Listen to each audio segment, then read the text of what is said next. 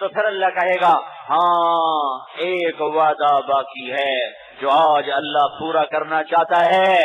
پھر یہ نہیں کہے گا کیا, آگے اعلان کرے گا رضوان رضوان, او جنت کے فرشتے, ارفع الحجب بینی و بین عبادی والزواری, پردے چاک کر دے, پردے اٹھا دے, آج میرے بندے میرا دیدار کریں گے, اپنی آنکھوں کو ٹھنڈا کریں گے, آج مجھے دیکھا جائے گا.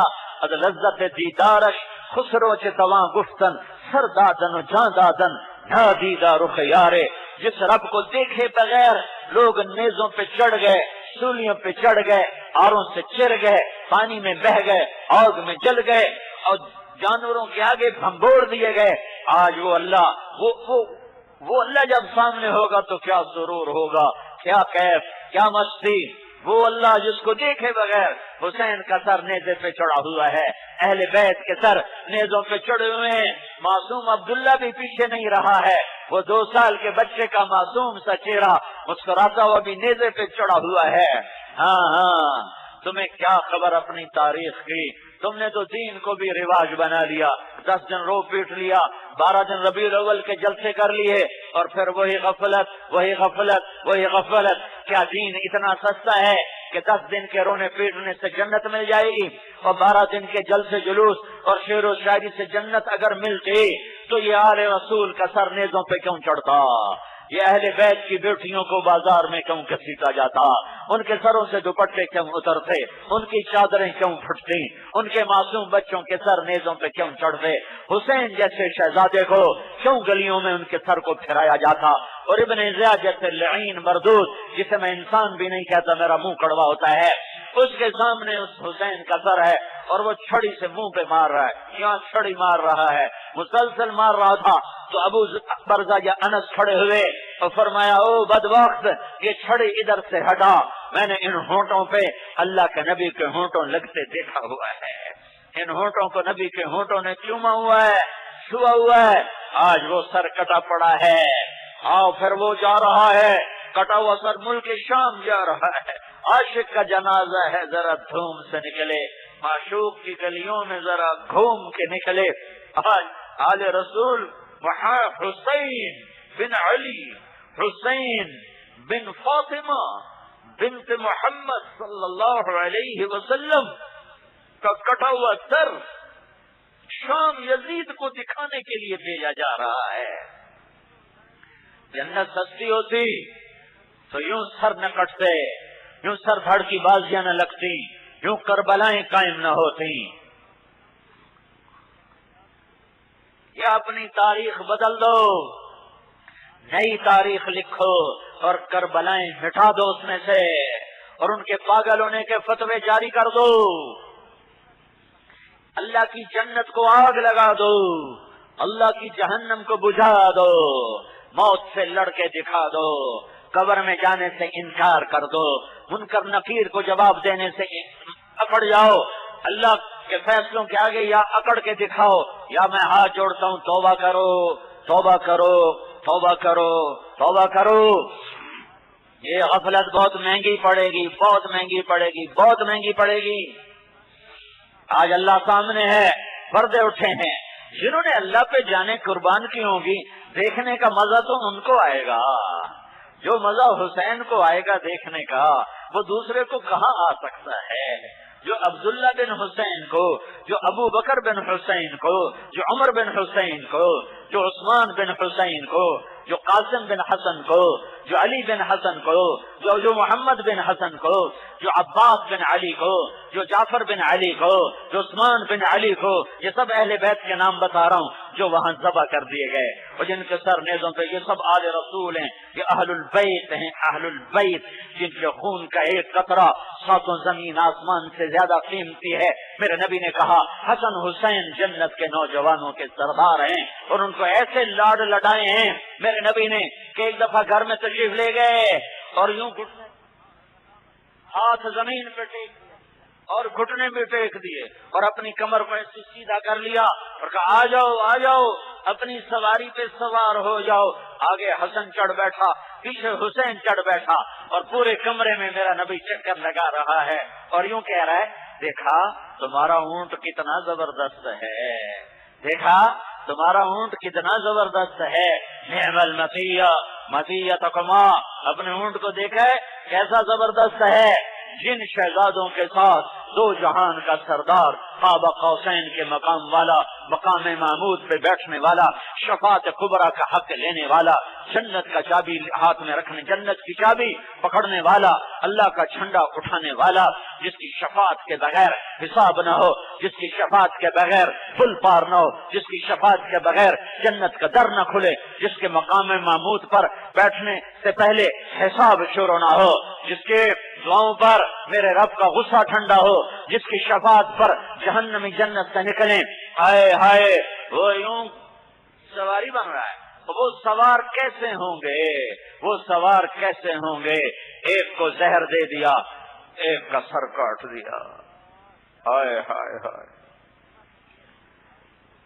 اور پھر یزید کے سامنے سر گیا ہے، یزید کمبخت نے بھی وہی کیا جو ابن زیاد نے کیا تھا، منہ پہ چھڑی ماری، یہاں چھڑی ماری، تو یہاں زید بن ارقم بیٹھے ہوئے تھے، صحابی ہیں، وہ کھڑے ہو گئے، انہوں نے کہا بدبخت یہ چھڑی ادھر سے ہٹا، میں نے ان ہونٹوں پہ اللہ کے محبوب کے ہونٹوں کو لگتے دیکھا ہوا ہے۔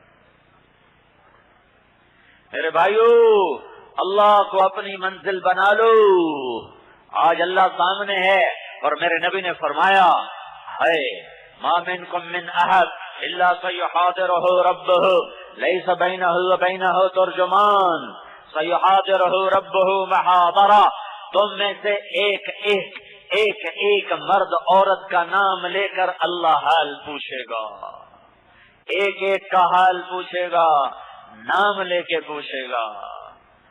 ہاں ایوب علیہ السلام کو 18 سال بیماری نے رگڑا دیا، تن من تن میں آزمائش نے ڈیرے ڈال دیے، تو 18 سال کرب سے گزرے، پھر اللہ نے صحت دی۔ کب صحت ملی؟ 10 محرم۔ آدم علیہ السلام کی توبہ کب قبول ہوئی؟ 10 محرم۔ نوح علیہ السلام کی کشتی کب لگی پہاڑ پر؟ 10 محرم۔ ابراہیم علیہ السلام آگ سے کب نکلے؟ 10 محرم۔ یعقوب علیہ السلام یوسف علیہ السلام باپ بیٹا آپس میں کب ملے؟ 40 سال کے بعد 10 محرم۔ ایوب علیہ السلام کو کب شفا ملی؟ 10 محرم۔ یونس علیہ السلام مچھلی کے پیٹ سے کب نکلے؟ 10 محرم۔ یہ سارے بچتے گئے، اور موسیٰ علیہ السلام فرعون سے کب آزاد ہوئے، اور فرعون کس دن ڈوبا، اور موسیٰ علیہ السلام کب نکلے اپنی قوم کو لے کر؟ 10 محرم۔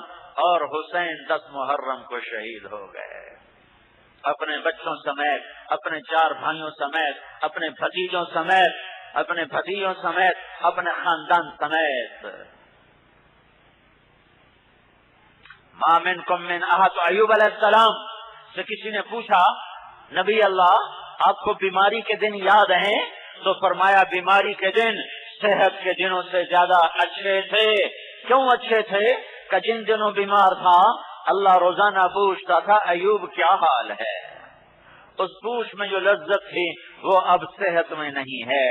میرے بھائیو یہ اللہ کا بنایا ہوا نظام ہے، مرنے سے پہلے توبہ کرو، اپنے اللہ کو راضی کرو، حضرت محمد صلی اللہ علیہ وسلم کی پاک زندگی اپناؤ، وہ محمد عربی، وہ محمد صلی اللہ علیہ وسلم، وہ مجھے اللہ سے ملانے آئے، اپنے ہاتھ چھڑا لو اور محمد مصطفیٰ صلی اللہ علیہ وسلم کے ہاتھوں میں ہاتھ دے دو، تمہیں اللہ سے ملا دیں گے، تمہیں جنت میں پہنچا دیں گے، تمہیں جہنم سے بچنے کا سامان پیدا کر دیں گے۔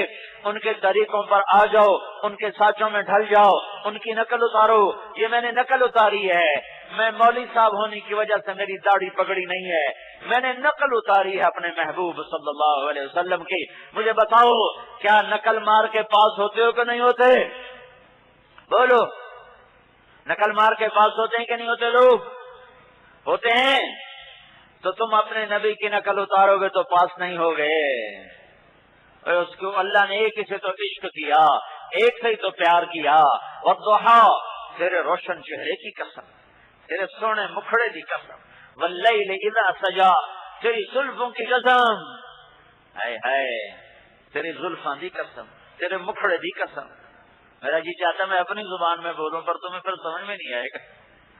والضحى والليل اذا سجى ما ودعك ربك وما قلى وللآخرة خير لك من الأولى ولسوف يعطيك ربك فترضى ألم يجدك يتيما فآوى ووجدك ضالا فهدى ووجدك عائلا فأغنى فأما اليتيم فلا تقهر وأما السائل فلا تنهر وأما بنعمة ربك فحدث. سارا قرآن میرے نبی کی نعت خوانی بیان کرتا ہے، نعت خوانی کرتا ہے اور نعت بیان کرتا ہے. پر سورۃ والضحیٰ میں آخر ہو گئی ہے، انتہا ہو گئی ہے. سورہ والضحیٰ کی یہ آیت وَلَسَوْفَ يُعْطِيكَ رَبُّكَ فَتَرْضَىٰ، یہ آیت میرے نبی کی شان میں سب سے بلند ہے، قاب قوسین سے بھی بلند ہے. فَكَانَ قَابَ قَوْسَيْنِ أَوْ أَدْنَىٰ میں بھی بڑا مقام بیان کیا گیا ہے، لیکن وَلَسَوْفَ يُعْطِيكَ رَبُّكَ فَتَرْضَىٰ میں اس سے بھی بلند مقام بیان کیا گیا ہے. والضحیٰ ایک ترجمہ جو عام مفسرین کا، والضحیٰ روشن سورج کی قسم، دن کی قسم، واللیل اذا سجا چھا جانے والی رات کی قسم، تیرے رب نے تمہیں چھوڑا نہیں، تجھ پہ ناراض نہیں. امام راضی کا ترجمہ والضحیٰ مجھے تیرے روشن علم کی قسم، واللیل اذا سجا مجھے تیری ستاری کی چادر کی قسم جس میں تو امت کے گناہ گاروں کو چھپا لیتا ہے. ہاں گناہ چھپا، لوگوں کی برائیاں چھپایا کرو، نیک سے نیک آدمی سے گناہ ہو جاتا ہے. مجرم کی بات الگ ہے، چور ڈاکو کی بات الگ ہے، نیک سے نیک مرد عورت سے خطا ہوتی ہے.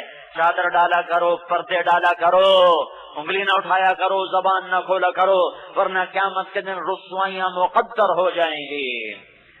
والضحیٰ تیسرا ترجمہ امام راضی کا، والضحیٰ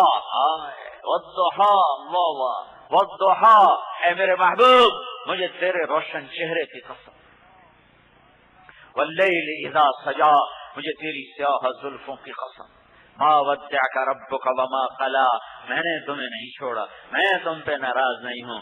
دنیا چھوٹی ہے، آخرت بڑی ہے، آخرت تیرے لیے دنیا سے بہتر ہے. یہ اگلی آیت، میں تمہیں اتنا دینے والا ہوں کہ تو راضی ہو جائے گا، تو راضی ہو جائے گا. اللہ ساری کائنات سے کہتا ہے مجھے راضی کرو، اور اللہ خود کہتا ہے کہ اے میرے محبوب میں تمہیں راضی کروں گا. اور رضوان من اللہ اکبر، سب سے بڑی بات اللہ کہتا ہے مجھے راضی کرو، مجھے راضی کرو. اور جو اللہ موسیٰ علیہ السلام نے توڑ لگائی، اللہ نے کہا موسیٰ آؤ، موسیٰ کا میں لبے کیا، میں آیا، دوڑتے ہوئے آئے. تو اللہ تعالیٰ نے کہا ما اعجلک عن قومک یا موسیٰ، موسیٰ تو نے دوڑ کیوں لگائی؟ تو موسیٰ علیہ السلام نے کہا یا اللہ اس لیے دوڑ لگائی کہ تو آقا میں نہ ہو کر تو نے بلایا تو میں نے کہا میں دوڑ کے آؤں گا تو خوش ہو جائے گا، تو خوش ہو جائے گا. وہ اللہ جس کے لیے موسیٰ علیہ السلام کہتے ہیں کہ تو خوش ہو جا، وہ اللہ اپنے نبی کو کہہ رہا ہے وَلَسَوْفَ يُعْطِيكَ رَبُّكَ فَتَرْضَىٰ میں تمہیں اتنا دوں گا کہ تو خوش ہو جائے گا. خوش کر لو اپنے محبوب کو جس سے اللہ نے خوش کیا ہو، اس کی نقل اتار لو، اس کے سانچوں میں ڈھل جاؤ، اس کے طریقوں میں ڈھل جاؤ، اسے اپنا بنا لو. اللہ تمہارا ہو گیا، وہ محمد، وہ احمد، وہ ماہی، وہ حاشر، وہ عاقب، وہ فاتح، وہ ابو القاسم، وہ طٰہٰ، وہ یاسین، وہ مزمل، وہ مدثر، وہ شاہد، وہ مبشر، وہ نذیر، وہ داعی الی اللہ، وہ سراج منیر، وہ رحمت للعالمین، وما ارسلناک الا کافۃ للناس بشیرا ونذیرا.